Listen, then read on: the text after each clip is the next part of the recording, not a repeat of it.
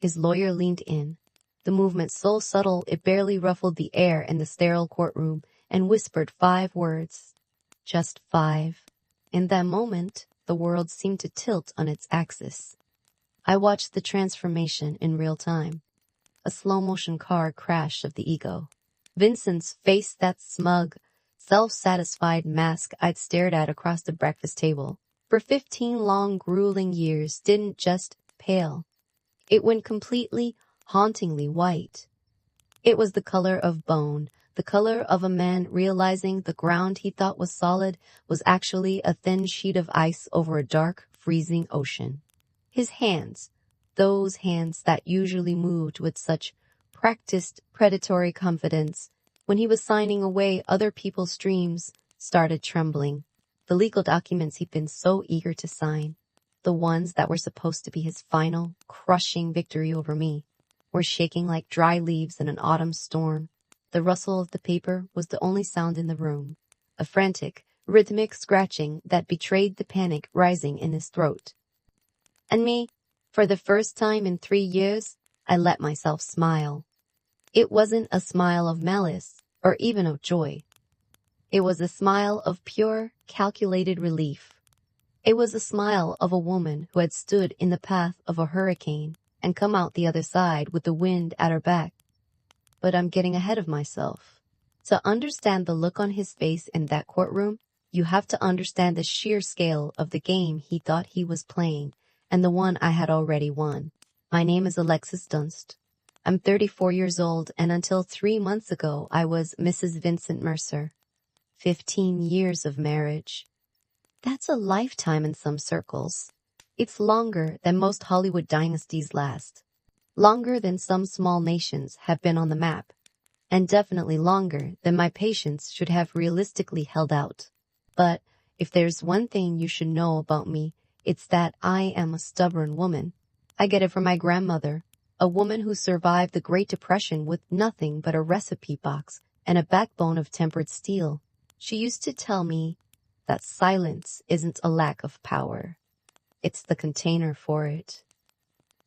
I met Vincent when I was only 17. I was a girl in a hurry, having graduated high school early, not because I was a prodigy, but because I was practical. I wanted out of my parents' house and into a life I could control. I landed a job at Henderson and Price law firm as a file clerk. It was the bottom of the food chain minimum wage and maximum paper cuts. But it was mine. By 18, I'd clawed my way up to legal assistant. I was a sponge for details, a shark with numbers, and I learned early on that the most powerful person in the room is often the one who keeps their mouth shut and their eyes wide open. Vincent was 24 then. He was radiant, fueled by a brand of ambition that felt like heat coming off a furnace. He didn't just want to be a real estate developer. He wanted to be the architect of a legacy. When he talked about the future, he spoke as if success was a foregone conclusion, like he was just waiting for the rest of the world to catch up to his genius. He told me he was going to build something incredible. I told him I'd help him file the paperwork. It sounds like a romantic comedy setup, doesn't it? The dreamer and the realist. We got married when I was 19, a blur of white lace and cheap champagne. Our son, Tyler, came along a year later. I never stopped working, even with a toddler on my hip and the exhaustion of new motherhood deep in my bones. I stayed at the law firm part-time. I built my 401k with a religious fervor, saving every spare dollar. My grandmother's voice was always in my head, a constant steady hum. A woman should always have her own money, Alexis. Not secret money, just hers. Something nobody can reach if the world catches fire. I didn't know then how prophetic those words would be. When I was 23, Vincent's business finally shifted from struggling startup to rising star. He asked me to quit the firm and join him full-time. He needed someone he could trust completely to manage the books, handle the increasingly complex client list, and coordinate the contractors who were beginning to realize he was a bit too visionary with his payments. So I became his unpaid everything. On paper, I was the wife. In reality, I was the bookkeeper, the office manager, the client liaison, the interior decorator for every model home, the marketing coordinator, and the event planner. I did it all while raising Tyler, managing our household, and ensuring that the chaos of his ambition never touched our front door. For 11 years, I poured my soul into the foundation of Vincent's dream. And for 11 years, he was the one who stood on the stage, soaking up the light. At every industry gala, I was the lovely wife. At every ribbon cutting, he thanked his mentors, his architects, and his vision. But he never quite seemed to find the breath to mention the woman who had balanced every ledger and caught every mistake. Somewhere along the way, the partnership became a dictatorship. The shift didn't happen overnight. It was a slow erosion. He started making major financial moves without so much as a dinner table conversation. The late nights at the office became the rule rather than the exception. Then came the criticism, the death by 1,000 cuts. He'd comment on the way I dressed for events, the meals I spent hours prepping, or my lack of ambition. Imagine that. I was running his entire back office for 0 salary, raising his son and keeping his social life organized. Yet I wasn't ambitious enough because I didn't have a vanity title or a flashy Instagram following. He wanted a trophy, but I was the engine room. And engines aren't pretty. They're just necessary. Until they aren't. 3 months ago, the facade didn't just crack. It shattered. It was a Tuesday evening. I was in the kitchen, making his favorite braised short ribs, because I was still, apparently, a glutton for unappreciated effort. He walked in, sat me down at the kitchen table, and gave me a look that was chillingly professional. No sadness, no regret, no memory of the 15 years we'd spent building a life. Just a business transaction. "I want a divorce," he said, his voice as flat as a board. "And I want the house, the cars, the business, everything. You can keep Tyler." He said it like he was ordering off a menu. "I'll take the assets, hold the child. Thanks." He treated our 15-year-old son like a piece of leftover furniture that he was graciously allowing me to take so he didn't have to deal with the storage fees. I sat there, the smell of the short ribs filling the room, and realized I was being discarded between the salt shaker and the butter dish. What I didn't know then, what the world didn't know, was that Vincent had been building an exit strategy for months. He had Harold Whitfield, a lawyer who charged by the minute and specialized in asset protection. He thought he had blindsided me. He thought I was the victim who wouldn't see the truck until it was over my head. Before we get to the part where the floor falls out from under him, I want to hear from you. Have you ever been in a situation where someone underestimated your intelligence because you were just the support system? Drop a comment below. I want to know when you really, when the smartest person in the room. And if you're finding this story as intense as I lived it, make sure to hit that subscribe button. It helps us keep these stories coming. The week following that announcement was a psychological war zone. Vincent didn't move out. He moved me out.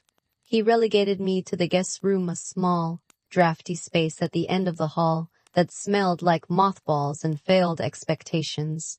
My walk-in closet, which I had curated over a decade, was condensed into 2 small suitcases. The message was loud and clear: "You are a guest in my success." Then came Lorraine Mercer, my mother-in-law. She arrived with her hair sprayed into a rigid helmet and a face full of practiced, condescending sympathy. She patted my hand with her manicured fingers and told me I should have tried harder to keep him interested. "Men have needs, dear," she whispered, as if explaining the birds and the bees to a toddler. This was coming from a woman whose own husband spent every waking hour at the country club, specifically to avoid her voice. But in Lorraine's world, the woman was always the problem, and the man was always the prize. She spent the afternoon helping me pack, which really meant she went through my things and decided what was Mercer property. My grandmother's silver, Mercer property.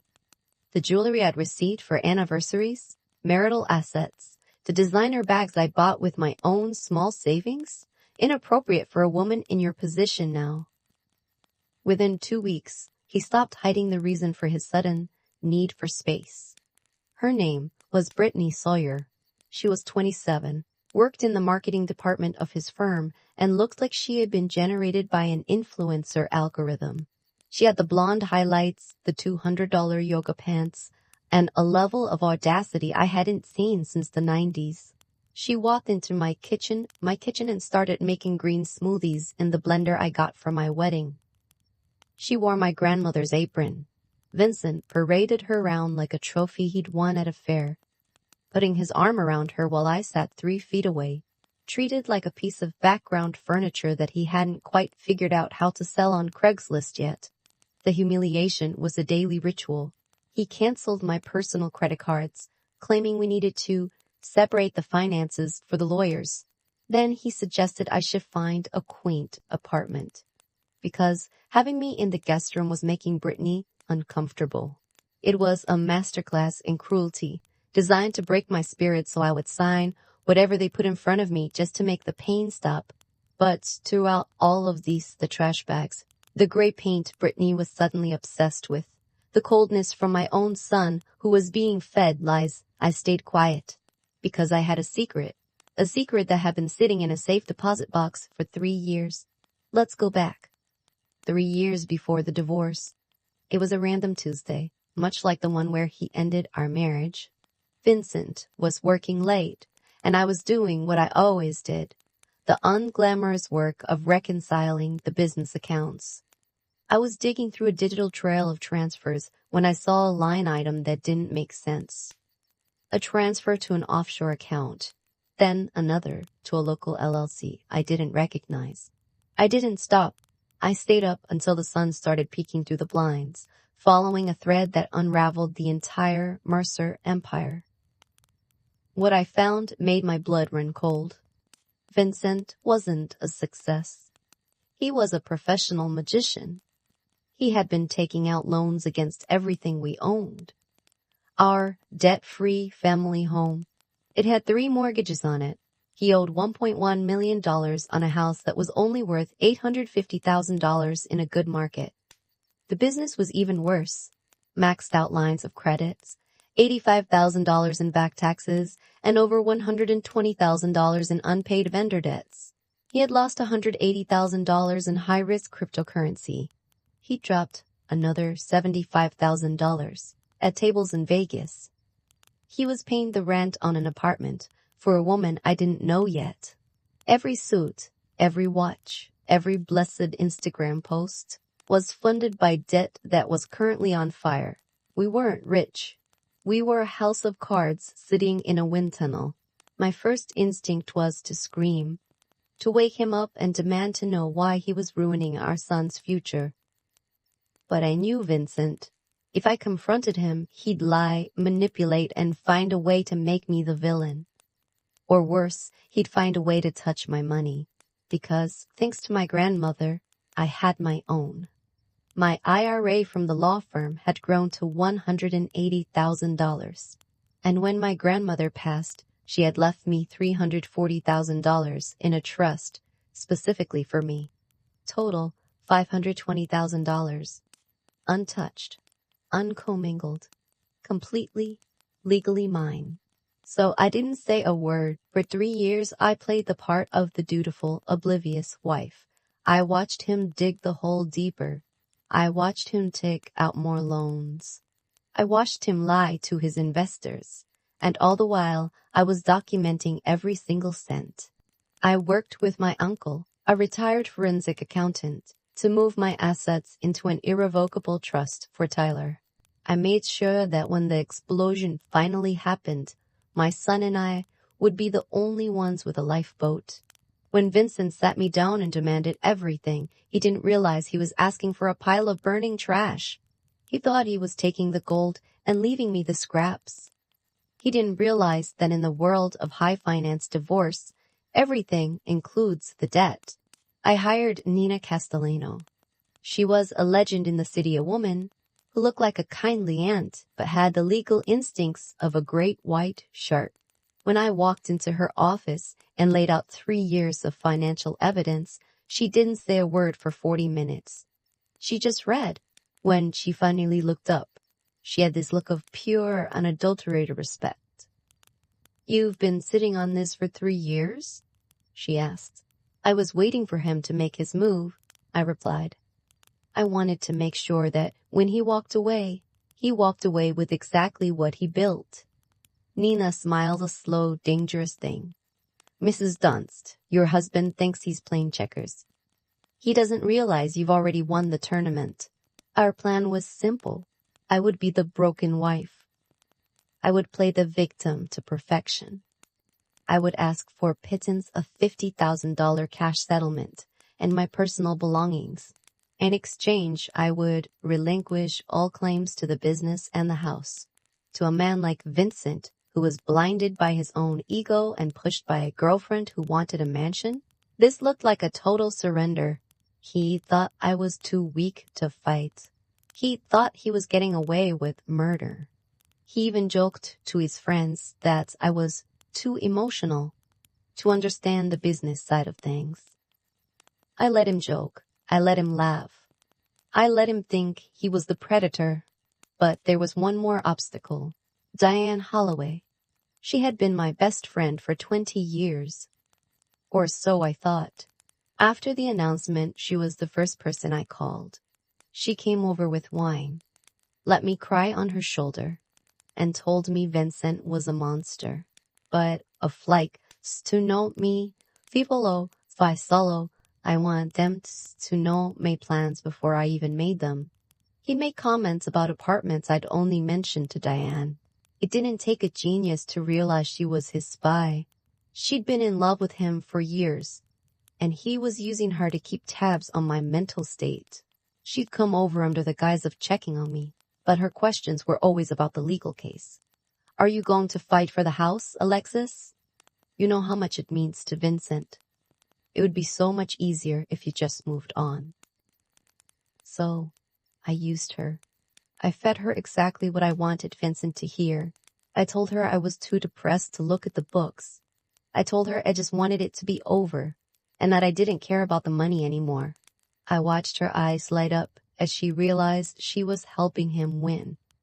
I played her like a violin, and she never even heard the music.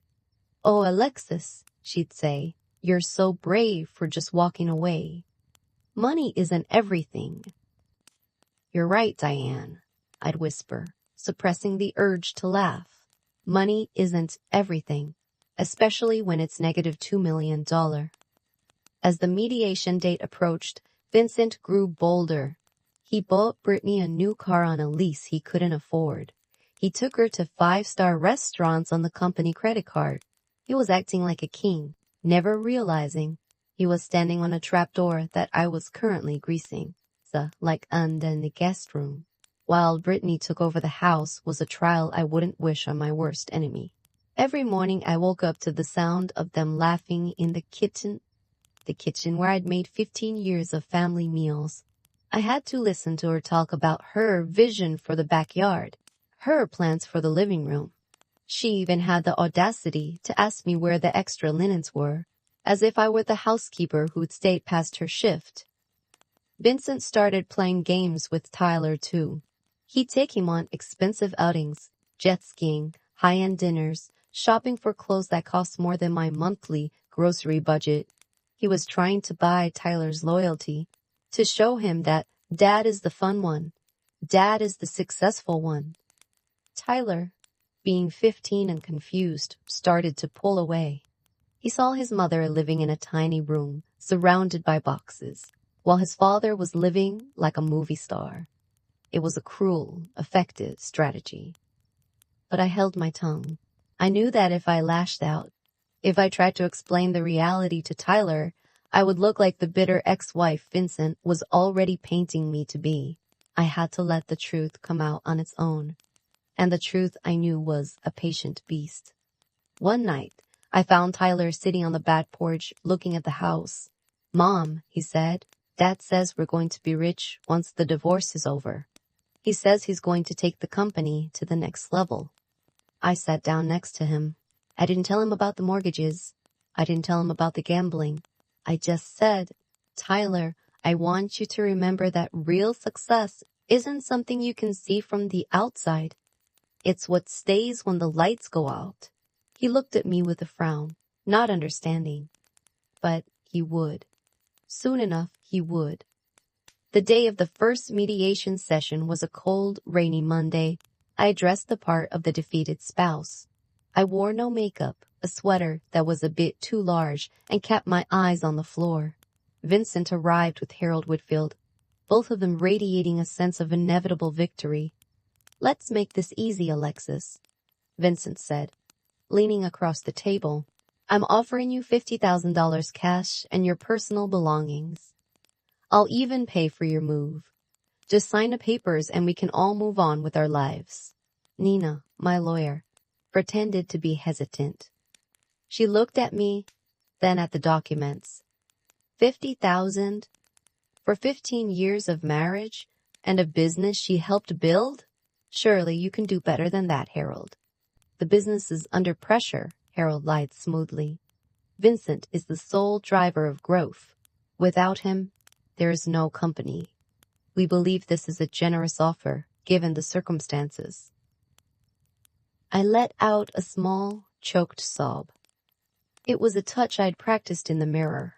I can't fight anymore. I just want Tyler to be happy. If Vincent says this is fair, then I guess I have to trust him. I saw the way Vincent looked at Harold. A tiny, triumphant nod. They had me. Or so they thought. They didn't realize that by accepting the $50,000, I was also relinquishing my responsibility for the $1.9 million in debt that was currently suffocating the company. I wasn't losing a settlement. I was escaping a landslide. While the legal battle was heating up, the battle for my home was reaching a fever pitch. Brittany had decided that the house was too traditional. She wanted something modern, edgy, and gray. She hired contractors to come in and gut the living room. She took out the built-in bookshelves I'd spent years filling with leather-bound classics and replaced them with minimalist shelves that held exactly 3 items: a designer candle, a decorative skull, and a book about yoga that I knew she'd never read. But the final straw was the kitchen. I had spent 3 years choosing the perfect shade of sage green for that room. It was a color that felt like peace. It felt like home. Brittany had it painted over in a single afternoon. She chose a shade of gray so flat and lifeless, it looked like a prison cell. She stood there, sipping a green smoothie, and told me, "It just feels more modern, don't you think?" The green was a bit dated. I smiled at her, a genuine, terrifyingly calm smile. "You're absolutely right, Brittany. Gray is much more appropriate for what this house is about to become. It matches the foundation perfectly." She didn't get the joke. She just went back to her smoothie, oblivious to the fact that she was currently standing in a building that was mortgaged to the hilt, owned by a man who was technically bankrupt and about to be repossessed by the bank within 6 months. She wasn't winning a lifestyle. She was winning a liability. I spent my final nights in that house listening to the sound of her redecorating my life. It was a strange, haunting experience, seeing the life you built being erased piece by piece. But I didn't feel sad. I felt a strange sense of anticipation. It was like watching someone carefully arrange furniture on the deck of the Titanic. A week before the final hearing, I met with Nina in her office. She had a stack of documents 3 inches thick on her desk. "We have the final settlement agreement," she said. "Vincent has signed off on everything. He gets the house, the business, the cars, and 100% of the corporate interest. In exchange, he's agreed to the $50,000 cash payment to you." "And the addendum?" I asked. Nina pulled out a single sheet of paper. It was the liability disclosure statement. In plain, boring legal language, it listed every mortgage, every business loan, every tax lien, and every personal debt Vincent had accrued over the last 3 years. The beauty of this, Nina explained, is that by signing for the corporate interest and the real estate assets, he is legally assuming all liabilities attached to them. He's essentially signing a contract that says, I take all the toys and I take all the debt that paid for them. He didn't read it? I asked. He skimmed it, Nina said with a grin. He saw the words sole ownership and full control, and his brain stopped processing anything else. He's so desperate to prove he's the king of the castle that he didn't realize the castle is built on a sinkhole. He actually told Harold that he knows his business inside and out and didn't need to waste money on an accountant. Perfect, I said. And Tyler's trust? Untouchable, Nina confirmed. Your grandmother's inheritance and your IRA are fully protected. Vincent can't touch a dime, and neither can his creditors. I looked out the window at the city Vincent thought he owned. He was currently probably sitting in his modern gray office, planning his next big move. He had no idea that he was about to become the most successful bankrupt man in history.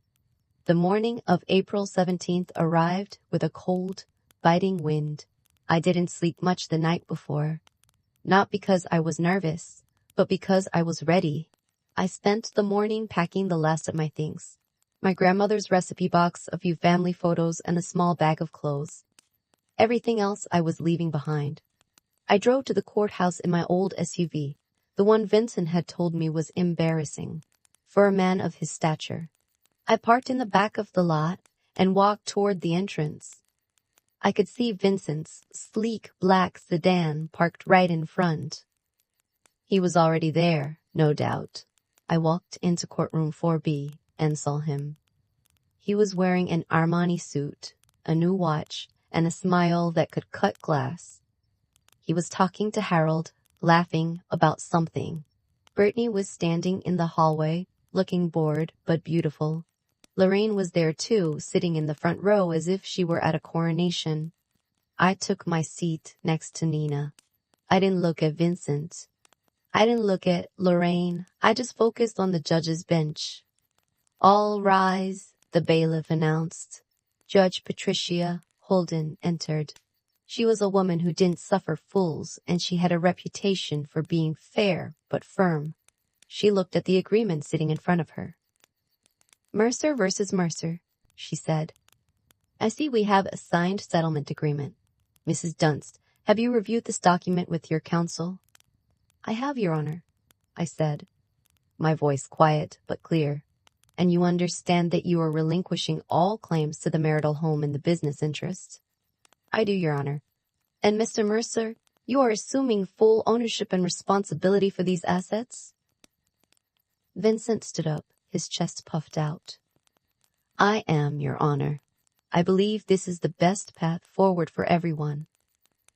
The judge looked at the agreement for a long moment. She saw the $50,000 settlement. She saw the millions in assets being handed over to Vincent. She looked at me, her eyes narrow with concern. Mrs. Dunst, this seems like a very lopsided agreement. Are you sure you are entering this voluntarily? I am, Your Honor, I said. I just want what's best for my husband and our future. I want him to have exactly what he asked for. I saw a flicker of something in the judge's eyes. Maybe it was realization. Maybe it was just curiosity. But she didn't push. She picked up her pen and began to sign the documents. The silence in courtroom 4B was so thick you could hear the frantic ticking of the wall clock. Every eye was on Harold Whitfield. He was halfway through the final stack of documents, his eyes darting back and forth across the pages like he was trying to find a misprint. He stopped. He reached into his pocket, pulled out a clean handkerchief, and dabbed his forehead. He leaned in toward Vincent. The movement was slow, heavy with the weight of the news he was about to deliver. He whispered 5 words. Just 5. You are $2 million under. I watched the color leave Vincent's face. It didn't happen all at once. It was like a curtain falling. First his cheeks, then his forehead, then his lips. He snatched the paper from Harold's hand. I watched his eyes scan the rows of numbers, his pupils dilating as he hit the liability section. House, $1.1 million in mortgages. Business, $490,000 in combined lines of credit and vendor liens. Back taxes, $85,000. Crypto losses, $180,000. The papers in his hands began to rustle, not because of a breeze, but because his fingers were trembling so violently. The pages sounded like a swarm of insects. "This is wrong," Vincent stammered. His voice, usually so booming and confident, sounded like a dry branch snapping. "These numbers, these can't be right. Harold, what the hell is this?" Harold didn't look at him. He looked at the floor. "It's the debt disclosure, Vincent. The one you signed. The one you said you didn't need to audit." Vincent stood up so abruptly his chair screeched against the courtroom floor like a wounded animal. "I want to withdraw. This is fraud. She hid this from me." Judge Holden's gavel came down with a crack that sounded like a gunshot. "Mr. Mercer, sit down, now." "But, Your Honor," I said, "sit down." The judge's voice was like ice. "I have a signed waiver here, Mr. Mercer. A waiver where you explicitly refused a financial audit against the advice of your own counsel. I have your signature on every page of the asset and liability schedule. You didn't just accept the business. You accepted the debt that built it. You didn't just take the house. You took the mortgages.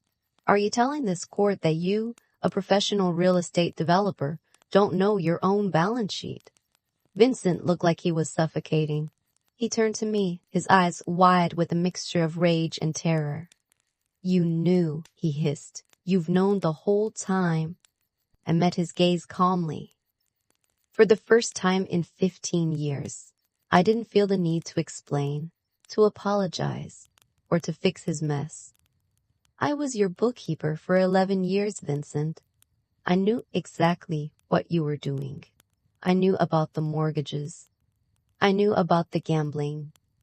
I knew about the apartment for the other woman. I just waited for you to ask for everything. And today, I'm giving it to you." The realization hit him like a physical blow. He slumped back into his chair, his expensive Armani suit suddenly looking 3 sizes too big for him. Across the room, Lorraine's face had gone from triumphant to horrified.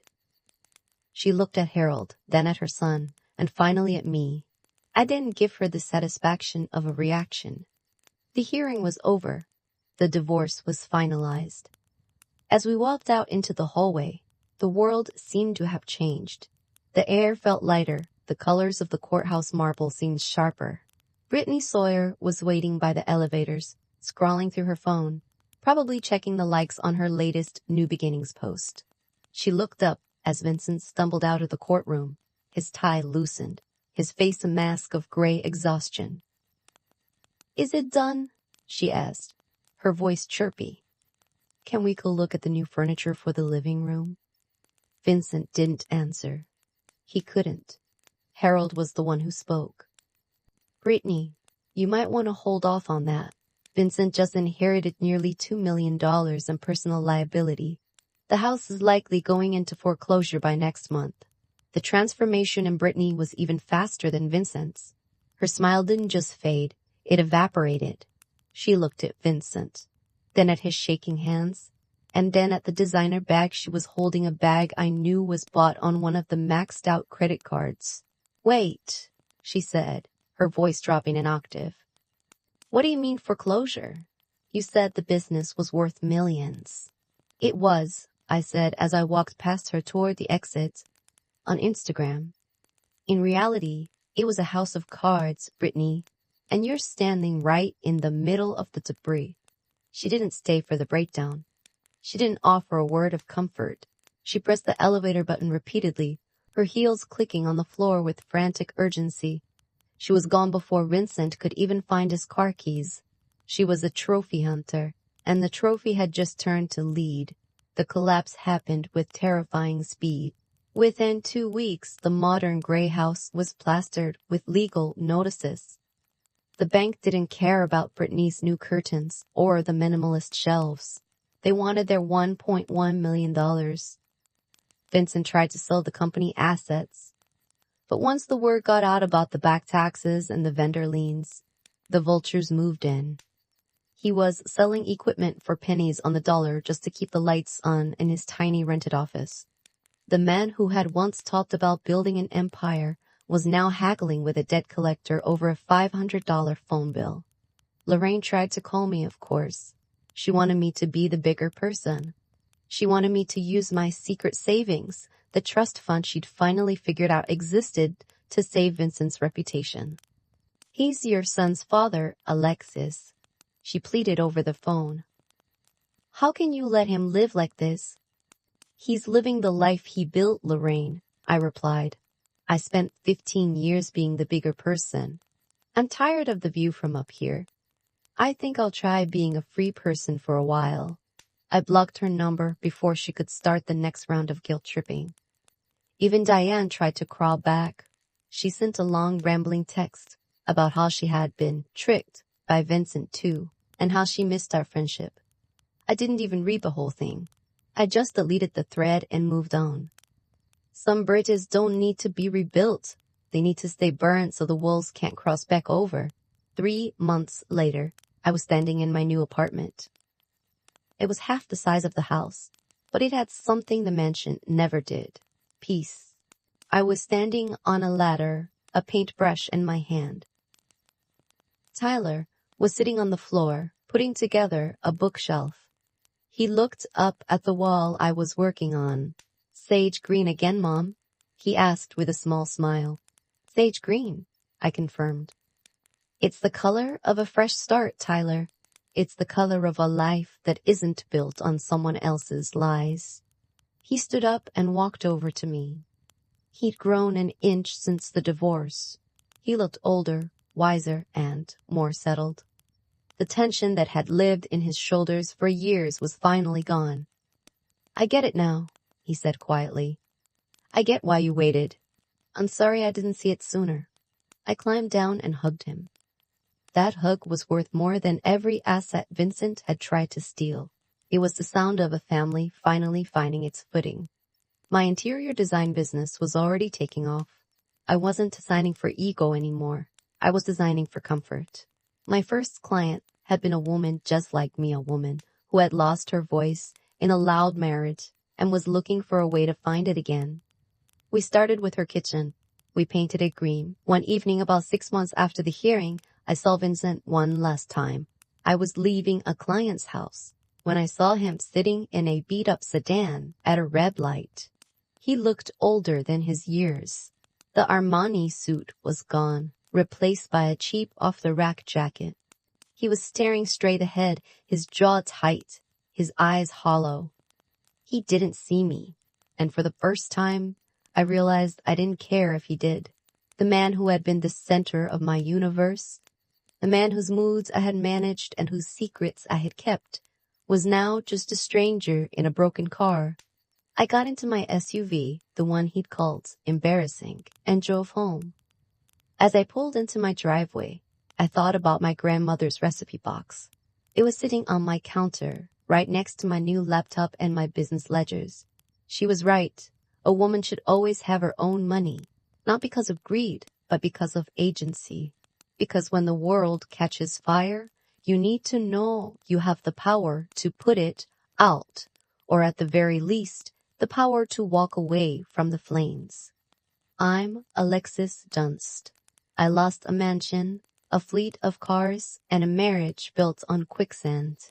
But I gained a son who respects me, a career that fulfills me, and a life that belongs entirely to me. And that, in the end, is the only empire worth having.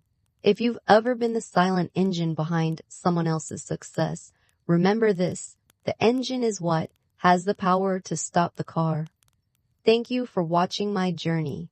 If this story resonated with you, hit that like button and share it with someone who needs to hear that they are more than a supporting character in their own life. Subscribe for more stories of justice, resilience, and the ultimate long game. Until next time, stay sharp, Stay patient and always keep your own books.